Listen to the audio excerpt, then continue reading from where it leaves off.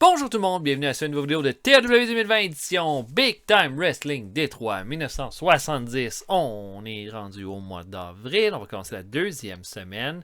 On va regarder qu'est-ce qui s'est passé lors de notre dernier show qui a été un peu décevant. Je pense que nos notes ont été décevantes. Il y a eu des bons côtés, des bons éléments qu'on va regarder ensemble, d'autres qui ont été légèrement décevants. On a commencé avec notre show télé, où on a eu les débuts de Harley Race qui fait ses débuts en tant que face avec nous, puis il a affronté Chris Colt dans un très bon combat de 50.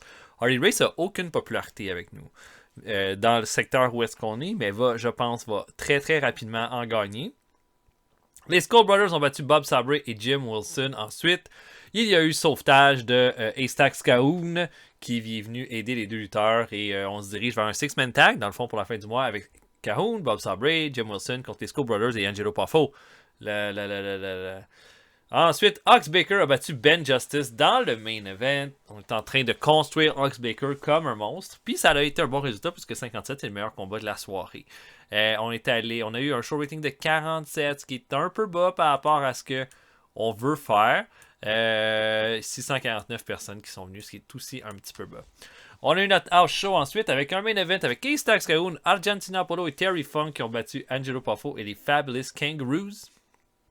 Dans un combat de 51, Fred Curry a battu George Gadaski qui a enfin fait ses débuts avec nous pour un 57, ce qui est égalité pour le meilleur combat de la soirée. Johnny Valentine a battu Don Serrano et Wilbur Schneider a battu Hans Schmidt dans le combat d'ouverture pour un 57.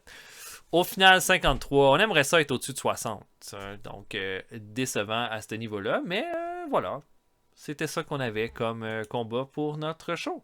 Maintenant, pour notre prochain show télé, on va y aller avec un main event. J'espère que ça va bien fonctionner. Thunderbolt Patterson qui va défendre son titre des États-Unis contre Skull Brother Number 1. Les Skull Brothers, pas mal, toujours bon, là, je trouve, dernièrement. Donc, on va se servir. On va profiter de cet engouement-là. Puis, voilà, pour ça, je regarde tout le temps là, comment va notre backstage. Notre backstage, il va vraiment, vraiment, vraiment bien. Il y a quelques éléments négatifs. Puis, ces éléments négatifs-là ne sont pas nécessairement... Je veux dire, Ronnie Garvin, Terry Garvin, Chico Garcia. Je veux dire, Chico Garcia, on n'a aucune raison de le garder. T'sais.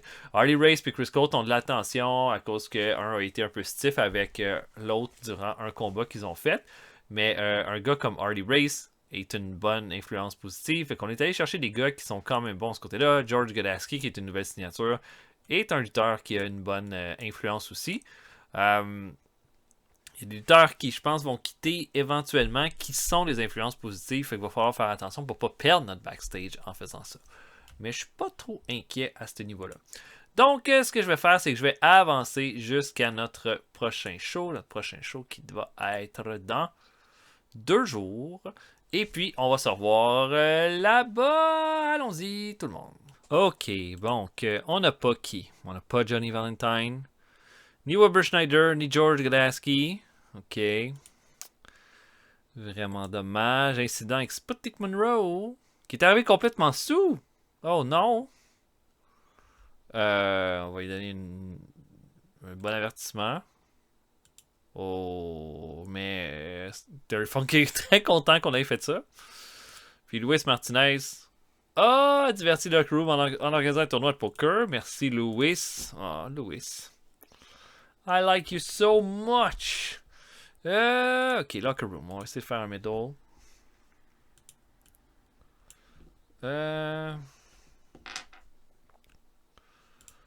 Bon. Peut-être pas Luis Martinez. Mettons Joe le Duc. Joe le Duc. Ok. Et Bob Orman. On peut avoir regardé. Ben Justice. Ouais. Non, aucun effet. L'impression que ça marche jamais, mes affaires. Ok, donc, je book le show télé. Ça va être Thunderbolt Patterson contre Skull Brother Number 1 pour le titre des États-Unis. Je book ça, on se voit après. À tantôt, tout le monde. Ok, on ouvre le show avec Argentina Polo qui affronte Guillotine Gordon. Bon petit match qui va durer 6 minutes 31. Argentina Polo va aller chercher une victoire. Argentina Polo, jusqu'à présent, c'est un peu une déception par rapport à la qualité de ses performances. Je me serais attendu un peu plus, au moins dans des performances dans le 40. Mais bon, On va continuer de lui donner des chances. On s'en est pas tant servi que ça depuis qu'on l'a signé. Donc, on va lui donner encore un peu de temps. Ensuite de ça, Charlie Fulton et Randy Cooley affrontent les frères Leduc, qui vont faire un bon match de 45, 47 et 49 de performance pour les deux frères, qui vont vraiment bien se débrouiller. Paul Leduc va terminer le combat à 6-33 en faisant le pin sur Randy Cooley. Je pense qu'il y a beaucoup de potentiel pour nos deux Québécois dans cette partie-là. On ouvre officiellement le show avec un match entre Haystacks Kahun et Chris Colt. Un match de 51, ce qui est quand même bon pour commencer le show.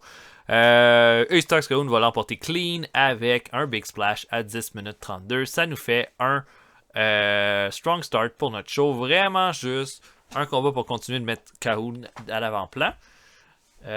Ensuite de ça, on a droit à un combat par équipe. Don Serrano et Luis Martinez affrontent Ox Baker et Joe Christie. Une performance de 58 pour Ox Baker. Un match de 50, ce qui est vraiment bon.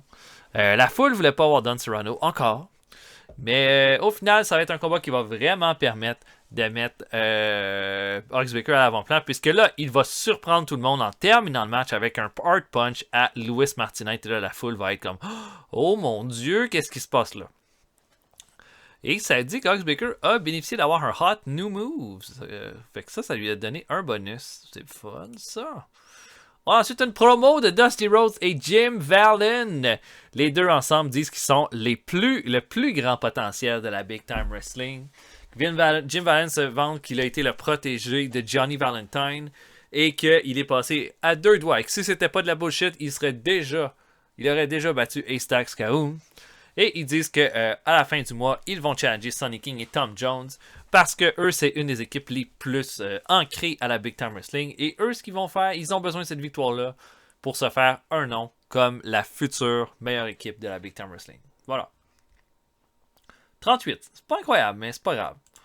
On va vivre avec. Et notre main event, pour les États-Unis, meilleur match de la soirée, Thunderbolt Patterson affronte Skull Brother No.1 dans un bon match de 13 minutes 8. Les deux ont une bonne chimie ensemble.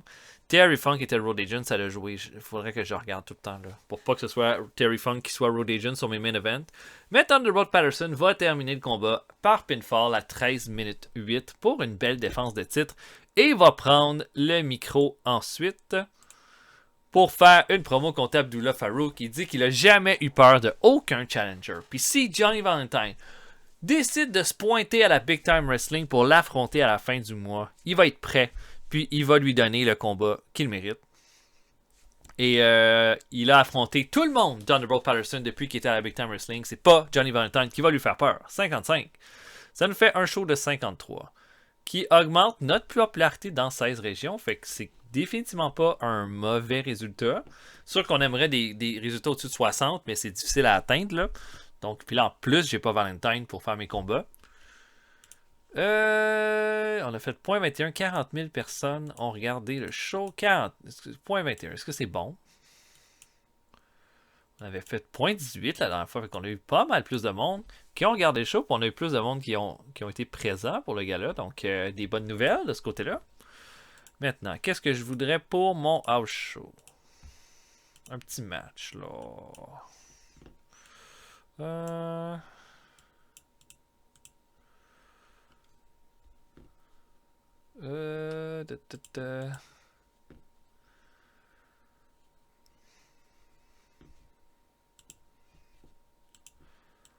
Qui est-ce que je pourrais utiliser? Déjà, Paul Leduc, c'est fait.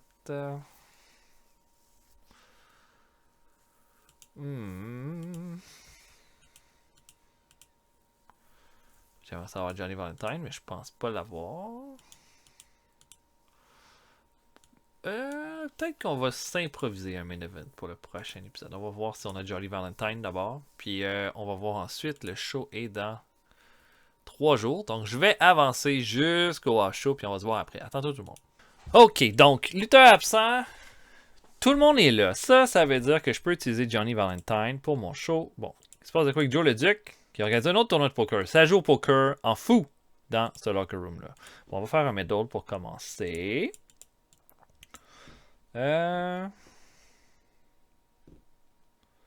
Donc Don Kent, que j'aime bien.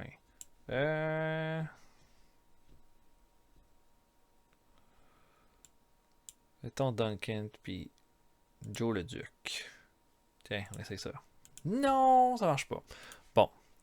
Donc là, je vais vous faire un main event surprise, mais je vous garantis qu'il va y avoir Johnny Valentine dedans. C'est juste que j'ai pas trop pensé à quoi encore. Donc, je vais booker ça, puis on va se voir après. À tantôt, tout le monde. Ok, on commence en pre-show. Randy Cooley affronte Ron Dupree. Dupree qu'on va utiliser de moins en moins comme lutteur, mais non, il donne un petit match comme ça. Où est-ce qu'il va l'emporter par soumission? Il a des négatifs parce qu'il y a des problèmes personnels. Dur à saisir, hein? C'est quoi ça, ces problèmes personnels-là? Mais il va l'emporter pour un 41, ce qui est quand même bon pour un match de pre-show. Ensuite, les frères Garvin vont affronter Guillotine Gordon et J.J. Dillon. Bon match de 38. Guillotine Gordon et J.J. Dillon font une belle chimie ensemble. Puis c'est même pas des lutteurs qu'on a signés, c'est des lutteurs locaux qu'on signe continuellement. Ronnie Garvin a donné la victoire à son équipe en faisant un figure 4 leg lock à J.J. pour la victoire. 45 pour Ronnie Garvin. Il y a de l'amélioration clairement à ce niveau-là. On ouvre le show avec un combat entre Jim Wilson et Skull Brother No. 2. Un peu risqué. J'avais pas trop sûr parce que Jim Wilson m'a vraiment rien montré depuis le début de notre game. C'est pas mal son meilleur combat, puis pas mal un de ses seuls combats acceptables en simple. Et ça va être un bon match avec Skull Brother No. 2. Et Skull Brother No. 2 va l'emporter avec une intervention d'Angelo Poffo à 10 minutes 8 pour un très bon combat d'ouverture. C'était mon combat qui était Mayhem, donc mon combat un peu bordélique là, que je réserve toujours à Ace Tax Kaoun d'habitude. Mais voilà, belle façon de commencer le show. Je suis bien content. On a ensuite là un brawl. Un brawl qui pète. C'est Buddy Colt et Fred Curry qui se battent dans la foule. Fred Curry a l'air d'avoir comme l'énergie de son père sur ce brawl-là. Commence à tabasser Buddy Colt un peu partout. La foule est complètement dedans. Buddy Colt se met à saigner. Fred Curry, là, comme est sur le bord d'essayer de lui donner des coups de chaise et tout ça. Il faut qu'il soit séparé. Buddy Colt se fait tabasser. C'est la première fois qu'il se fait brasser comme ça, Buddy Colt. Et ça va se terminer de même. 52, c'est très bon. Très bon. Combat par équipe ensuite. Stomper et Justice mettent leur titre en jeu contre Mike Lauren et Sputnik Monroe. Et ça fait un combat correct de 42. Les fans n'ont pas aimé la fin du combat. J'ai fait un double count-out avec un brawl. Ce qui est très étrange avec cette partie-là, c'est que dans mon contenu, la foule n'aime pas les bullshit finish. L'affaire, c'est qu'à la Big Time Wrestling à Détroit, tous les combats de championnat avec le Sheik finissaient avec des doubles disqualifications continuellement, des trucs comme ça.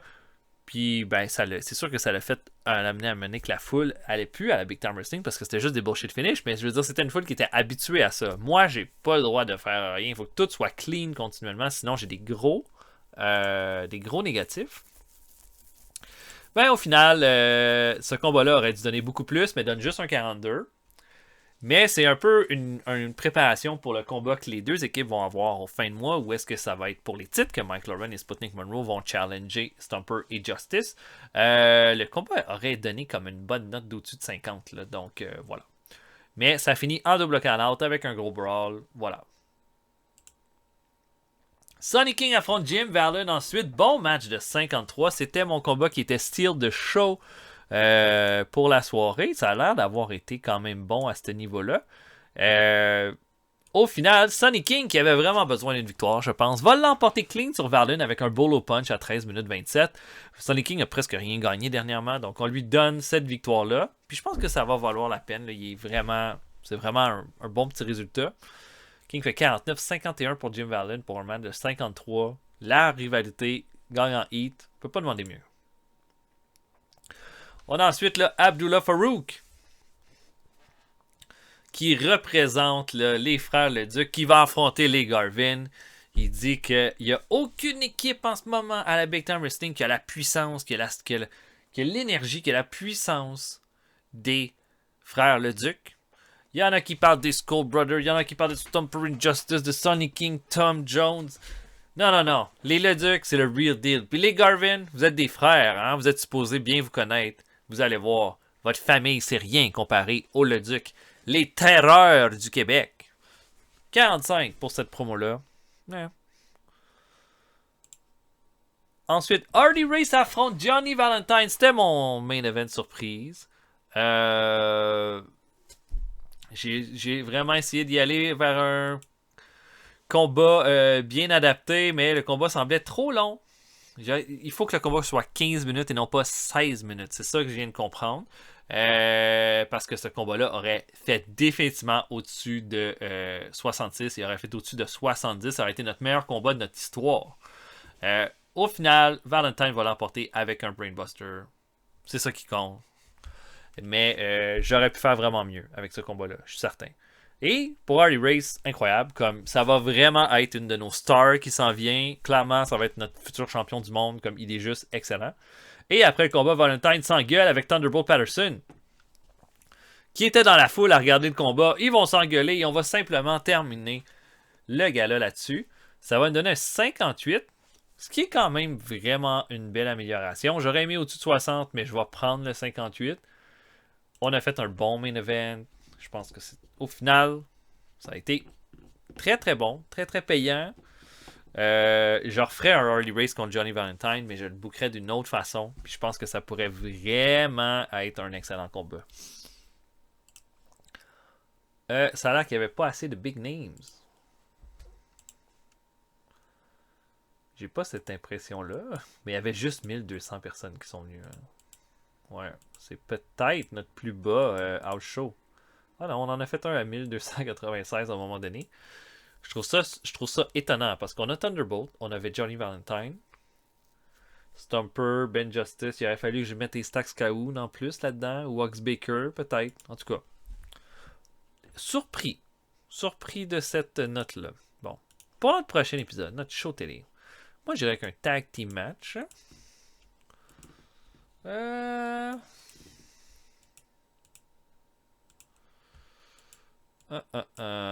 pense que Fred Curry, ça serait pas mal bon si on met Body Colt là-dedans.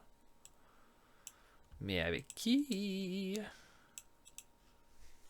On n'aura pas Johnny Valentine, mais peut-être que je pourrais utiliser Thunderbolt Patterson. Avec peut-être en mettant Body Colt avec un heal plus générique. Mais je ne mettrai pas Chris Colt parce qu'il est vraiment sur une pente descendante en ce moment.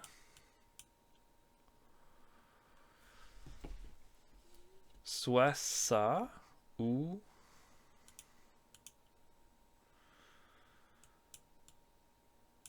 Ok, je pense que Fred Curry puis Body Colt, c'est pas mal obligatoire. Wilbur Schneider sera pas disponible. J'ai le goût de mettre Thunderbolt. Mais qui? Anne Schmidt pourrait être dispo.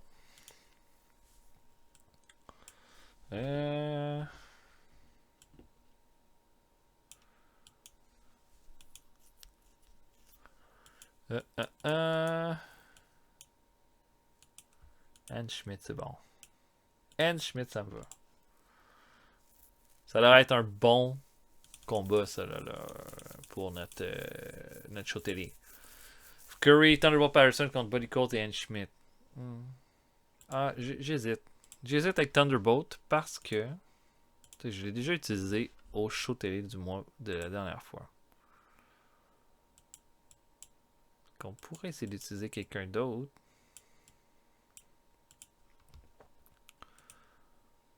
Comme ça pourrait être Luis Martinez puis Ox Baker pour la vengeance de Martinez. Ah ouais, je pense que je suis plus à l'aise avec celui-là. Peut-être que la qualité du combat sera pas meilleure, mais ça va. Ça va être notre main event pour la prochaine fois. Donc voilà, j'espère que vous avez apprécié. On va se voir pour un prochain épisode bientôt. Et je vais vous souhaiter à tous une excellente soirée. Salut tout le monde. À la prochaine.